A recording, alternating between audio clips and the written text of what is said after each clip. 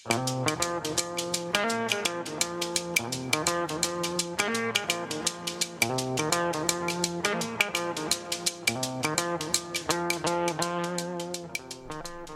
are listening to Community Radio, KSQD and KSQT Prindale. I'm Rachel Ann Goodman, and it's time now for Talk of the Bay. Talk of the Bay is KSQD's local public affairs program, talking about issues that affect all of our lives, whether it's things about media, which we're going to talk about in the second half of the show. We're going to be interviewing the filmmakers and one of the subjects of the new film, Stripped for Parts. And this is all about how hedge funds have attacked our local papers across the country and what we can do about that. In the first half, we'll be talking about potential cuts to SNAP benefits. What will that mean to our local communities? How are people preparing? And we'll be talking right now to Erica Padilla-Chavez. She is CEO of the Second Harvest Food Bank, the biggest food bank in our region, and one that is increasingly being turned to in times of hunger and rising costs of groceries. So thank you, Erica, for being my guest here on Talk of the Bay. Well, thank you for having me. Great to have you with us. So I remember Willie Elliott McRae being the head, so that's how long I go back. How long have you been in the position you're in as the leader of the Second Harvest? I've been here for 3.5 years, and I have to tell you, it feels like I've been here for a decade. I bet. It's a big job. It's a huge job. Tell us about the scope of your services. It's quite a large operation. Yes. So the way to think about your food bank, Second Harvest, is you got to think of us as the bank that sources the food that then is distributed to 67 different partners throughout the county that have an agreement with us to help us distribute food to the various corners of our county. And so those include organizations like Loaves and Fishes and Gray Bears and Salvation Armies, and it also includes many churches from throughout our county, many school districts from throughout our county, some government offices as well, many schools, I think I said that. So there's 67 partners that have stepped up to be a part of our county network, but our job is to source about 13 million pounds of food a year, and that is the food that we then distribute to all of these partners. Now, I remember during COVID, there was a big uptick in need for food, and, then you came in 2 years after that. Now that we're facing a potential loss of millions of dollars in our county of SNAP benefits, what are you doing to prepare for the increase in need that will surely show up on your doorstep in a couple of days from now if indeed Congress cannot come to an agreement? Yeah, well, even at this point, even if they do come to an agreement, bureaucratically, benefits will not be able to be issued in the month of November. Oh, I did not know that. So there's no chance, huh? Well, we want to encourage conversation, and we're urging our lawmakers to talk it out and to restore benefits in this program because it is the first line of defense and has been for many decades for our food insecure people across America, including here in Santa Cruz County. And so the reality is that much with government programs, there is I understand from the state who has conveyed to us that there's a process to try to turn on services back to people, and you can't do that overnight. So inevitably, we hope there's a resolution soon because we certainly don't want to go into December still in this position. But we know that for the month of November, many, about 35,000 families in our county who depend on this program as their primary nourishment source of support will not be getting it at least this month. That's pretty grim news. And I was listening to Tom Hartman just before you came on and how they're plastering like partisan messages across the national website for USDA, casting blame and making it seem like it's a partisan plot, by the Democrats to take food out of people's mouths. And that's a violation of the Hatch Act. I've been in government myself, and we are very careful not to violate that, not to put out partisan messages on government-funded, taxpayer-funded websites. So anybody who goes there are going to get one message. I understand that in the state of California and other states, they're putting their own messages out. So it's not only confusing, but also troubling that people aren't getting the information they need. Yeah, and I think for us here at the food bank, we're living the real impact. We're dealing with the real human impact of this lack of conversation and the political aspects of what you just described. And frankly, I have been communicating as of late to any legislator that I speak with or meet with the real human toll that this is causing. And we're seeing here at the food bank, our foot traffic has increased in high volume, namely because the county, who is responsible for administering this program on the state's behalf and the federal behalf, they're sending people over to us. They're communicating to all recipients that we are going to be the food provider for them for this month. And many of these individuals have not sought care or support from the food bank, so they don't know how it works. Where they're coming to us, they're asking questions, and I want to talk to you a little bit because if anybody who is impacted by this needs us, we are here to help, and I want to walk you through our easy process. But we are seeing the anxiety, we're seeing tears, we're seeing anger.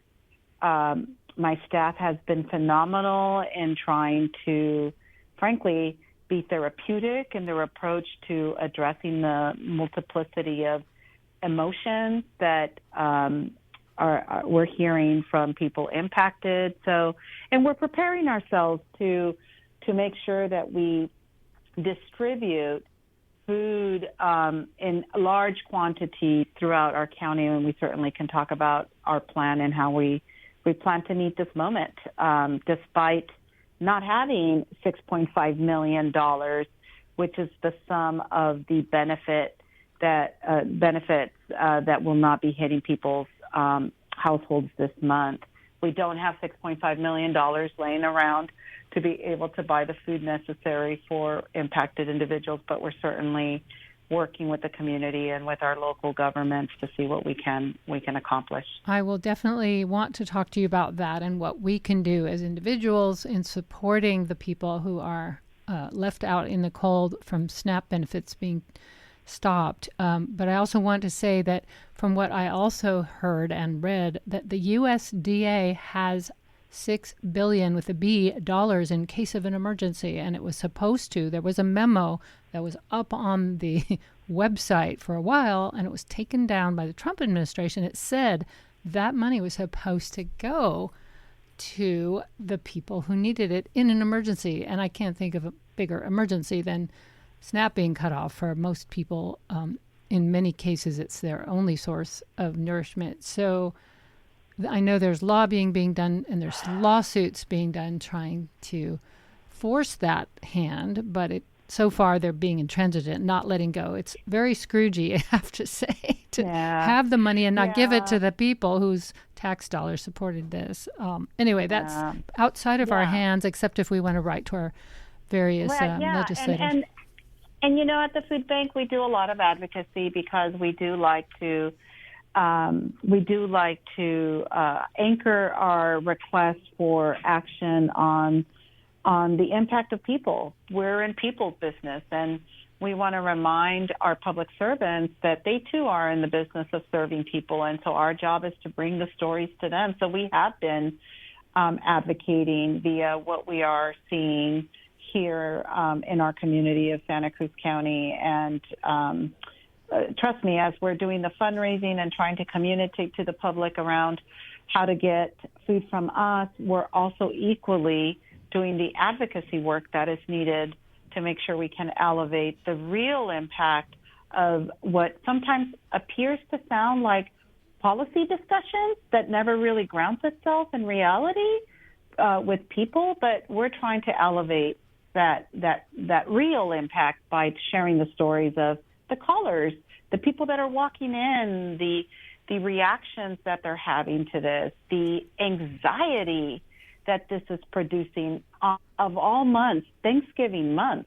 Yeah. So right? so share some of those stories with our listeners, and then also tell our listeners how they can help, because we Yes. all who are listening want to do the most impactful thing we can. I know that some communities are setting up food banks of their own, just Yes. impromptu food banks on their front porch. But let's talk, first of all, what are you seeing? You said you're seeing long lines. You're seeing people who've never accessed food banks coming in. What else are you seeing in the sense of stories of individuals? Yes. I mean, just today I was talking to one of our staff members who manages the hotline, which, by the way, right now we have about 10 operators dealing with phone calls because that just speaks to the volume. Normally we have 2, but we've upped it to 10. And she was telling me the story of a mother who has 4 children who is not currently working, and this is a part of her budget plan for the month. And upon hearing this, began to cry and was not able to convey any words for a few minutes. And so my staff member was able to listen and be patient and be able to allow the mother to gain some composure so that she could provide her with the access points to food so that she's not feeling without any level of nourishment. And as I'm telling you this, I mean, I'm telling you, I'm trying to hold back tears because, as you stated earlier, there's money that is supposed to be made available so that families don't have to go through this. And so, unfortunately, this particular story did impact me just because I know for this particular caregiver, I'm sure she has a lot of other stressors that she's having to contend with, given the nature of her household. And yeah, it's a bit enraging, and at the same time, I'm very empathetic to everybody, and it actually fuels me to make these types of conversations with you, to share with your listeners, and to also encourage us to activate. This is a time for all of us in our county to do something. It doesn't have to be large, but we got to do something. And there's a lot people can do. I love what you said earlier about how some people are setting up pantries on their own. I just read about a store in Capitola who opened up a pantry within their store, recognizing that this is a very challenging moment for many in that part of our county. And I love to hear stories like that. You can always support your food bank. And right now, the number one thing that I'm going to tell you we need is, of course, financial donations, because I need to buy more food. And, I have used my entire yearly allocation of food in this 1 month. The budget that I had for buying food, I have used it this month. For the entire year? For the entire year, I have had to give clearance to use it at this moment because we need to procure the food, get it into our warehouse so that we have enough inventory to meet the needs for the given month. There's 35,000 people, many of them who have not needed the food bank in the past. And they are going to be coming to us beginning on Monday. Another story I just heard about. Oh, I'm sorry to cut you off. No, that's okay. That's okay. Another story I heard about yesterday. I was up on UC Santa Cruz campus, and there is a regular food giveaway, I guess you'd say. It's very low income. You pay 10 cents for an apple. All of the produce is pretty much free to any student. So if students are feeling this, a lot of them are on SNAP, actually, and are listening right now. On Wednesdays at the plaza below the Baytree bookstore, from 10 o'clock till 2, you can go pick up free produce if you're a student. So I just wanted to let people know that there are places that are starting to ramp up like that are there, and anyone can go. Absolutely, and we love our partnership with UC Santa Cruz. And to any student who may be listening, or staff member for that matter, you, of course, access the resources on campus, but you can also access the resources that are off campus. And we have plenty of distribution sites in the Santa Cruz area. And I want to be able to provide people with the hotline and our website so they can go in there. And we have a signed food map available for the community where you can type in your address and it'll tell you your nearest pantry to your location. So I do want to provide that, if I can do that now. Yes, do that. And let me remind people that if you just tuned in, I'm talking with Erica Padilla-Chavez. She is the CEO of Second Harvest Food Bank, the food bank that serves Santa Cruz County. And I know there's an equivalent in Monterey County that we also serve. And sorry I didn't get them on, but I'm sure you know about your colleagues there and can give them a shout out as well. Oh, absolutely. I mean, my message has been, as I've been meeting with many of our media partners, wherever you may be, this is the time you want to support your food bank. And we are fortunate in the Central Coast. We have a food bank in San Benito. We have a food bank here in the county of Santa Cruz, and we have a food bank in Monterey County. So please, please, please do what you can to support your food bank. The hotline number for the Santa Cruz Food Bank Second Harvest is 831-662-0991. And if you're interested in finding the map for where you can find food, you can go onto our website. It is Second Harvest. Oh, wait. No, I can't. Let me reframe that. That is not our website. Our website is thefoodbank.org. That's simple. Thefoodbank.org. That's easy to remember. Yeah, thefoodbank.org. And you'll find the map there. You're going to see a pop-up window where if you're impacted by the shutdown, click that link and it'll take you right into the map. But yeah, we're doing a lot to plan. We understand that the county is going to be declaring a state of emergency on Tuesday because of the situation, because of the volume of people that are going to go without access to the nourishment that they need and depend on. And we'll be providing some resources to your food bank so that we can augment our food purchasing ability. We just want to make sure we have enough nourishment for the entire month, and hoping that we're not talking about this in December. I certainly hope we're not back here talking about the same thing. I did want to mention the ripple effect this is going to have on other businesses in our region. Grocery stores, for one, farmers markets, for two, anywhere where people purchase food are going to feel the effects of suddenly a large lack of customers. And I imagine that's going to impact their employees as well. Are you aware of any kind of big picture study that anyone's done about kind of how this ripple effect is going to go also to farmers who also rely on this program? Yes, when we were actually doing some advocacy before H.R. 1, we were rather intentional in working with our local farm bureau and doing some advocacy against the proposed cuts, because if you really think about it, individuals with EBT resources go to a store and they procure the produce, they procure the foods that they need for their household. If you think about the farmer's producing the food and is counting on that customer to be able to buy that good so that they can continue to offer the employment and plant the food that is necessary for the coming year. And so this is going to disrupt local food systems, disrupt our farmers. It certainly will disrupt jobs. I can tell you that in our county alone, annually, the county of Santa Cruz reported that the annual federal dollar that comes into our local communities that then gets spent at our local stores is $78 million. That's considerable. Yeah. It's a sizable amount. And so if you think about the month of November alone, $6.5 million is not going to be circulating within our local commercial movement. right? And that's a lot for a county our size. And it's a Right? lot for the individual groups of people who want to help to make up for.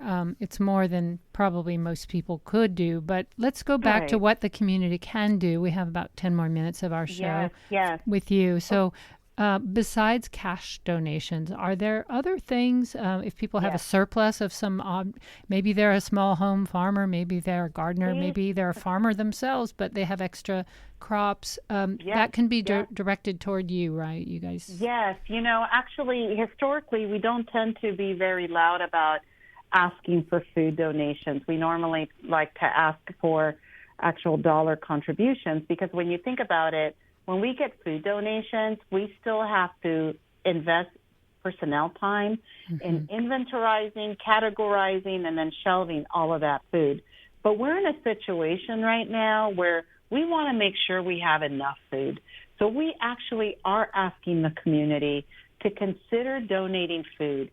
We're actually going to there's a barrel, find a barrel map available on our website.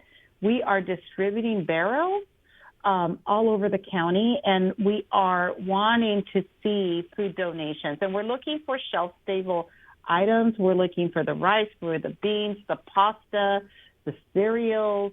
Please let's avoid sugary cereals. We have a no sugar policy at our food bank. We want to make sure our community is nourished in a healthy way.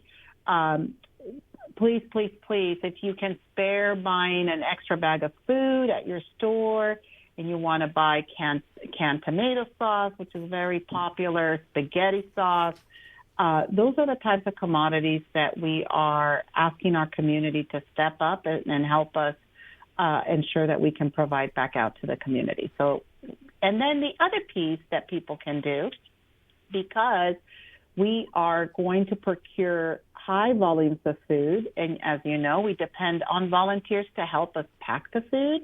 We are going to be adding additional shifts to our warehouse volunteer program, and we're going to need volunteers. So we will need people power to help us bag the extra food that we intend to then turn around to our community. And so please go to our website. You can find the volunteer calendar there.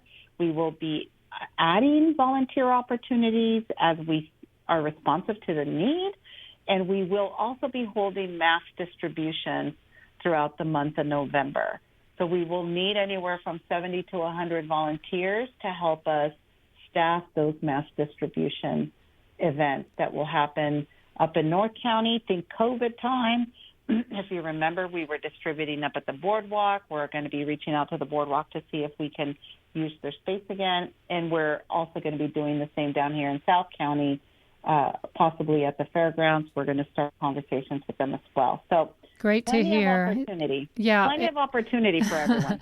And I'm glad to hear that, because sometimes people might have food or money, but they have time. And so 75 volunteers seems like a good target for you to aim for. And also people can check in at their own church or charity to see if they are distributing on a local level. So yeah, lots of opportunities. The other way that I want to say, only because I just got off the phone with the superintendent of schools who was reaching out just to see how I'm doing, and also to say to me that he is working to find ways to help us. We have to remember that 10,000 of our CalFresh recipients are children under the age of 10. And so one of the things that I've been thinking about a lot is the children, and making sure I want children to be nourished so that they can go to school and not have to worry about whether or not they're going to have a meal. So one thing that I'd like to encourage all the parents that may be listening who have school-aged children, talk to your teachers. Talk to the administrators of your school.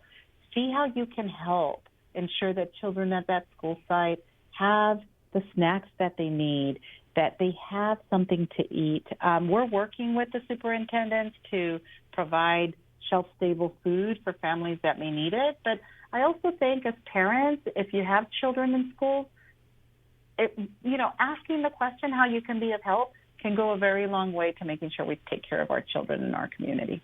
Thank you for that reminder. I know parents love to volunteer for their kids' school, and this is a great way to help, which is to find out how to make sure everybody in the school is having something to eat when they go home. I want to thank you so much for making yourself available. We'll check in with you again as things progress. We're talking about SNAP cuts, which go into effect on the 1st, a day after tomorrow, unless something happens in Congress. And even if it does, it sounds like it's going to be another month before people receive their checks. I'm speaking with Padilla-Chavez at the Second Harvest Food Bank. Thanks so much for being here with us on Talk of the Bay. Appreciate your time. Thank you so much. All right. You have a good night. Bye-bye. Take care.